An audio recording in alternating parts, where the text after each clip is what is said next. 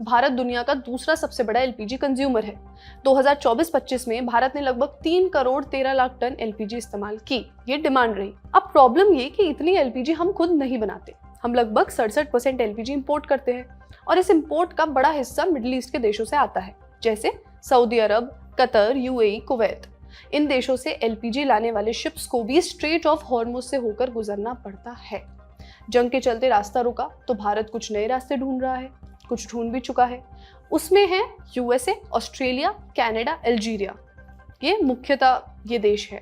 इसका रूट समझते हैं। अब अमेरिका के टेक्सास और लुइजियाना के गल्फ पोर्ट से एलपीजी शिप्स निकलती हैं। ये पहले अटलांटिक ओशन पार करती हैं, फिर अफ्रीका के दक्षिणी सिरे केप ऑफ गुड होप से घूमती हैं और उसके बाद इंडियन ओशन से होते हुए भारत के पश्चिमी तट तक पहुंचती हैं। यानी ये पूरा रूट स्ट्रेट ऑफ हॉर्मुज को पूरी तरह बाईपास कर देता है। भारत की सरकारी तेल कंपनियों ने नवंबर 2025 में अमेरिका के साथ 1 साल का एलपीजी इंपोर्ट कॉन्ट्रैक्ट साइन किया था। इसके चलते 2026 में अमेरिका के गल्फ कोस्ट से लगभग 22 लाख टन एलपीजी भारत आएगी।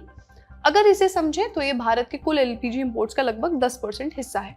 अब अल्जीरिया की बात करते हैं। अल्जीरिया अफ्रीका का एक बड़ा गैस एक्सपोर्टर है और इसकी सरकारी कंपनी दुनिया भर में एलपीजी एक्सपोर्ट करती है। अल्जीरिया से एलपीजी की शिप्स मेडिटेरेनियन सी से निकलती हैं, फिर सुएज कैनाल से होकर वहां से इंडियन ओशन के रास्ते भारत पहुंचती हैं, फिर केप ऑफ गुड होप के जरिए भी कभी कभार आया जा सकता है। ये रूट भी हॉर्मुज से अलग है।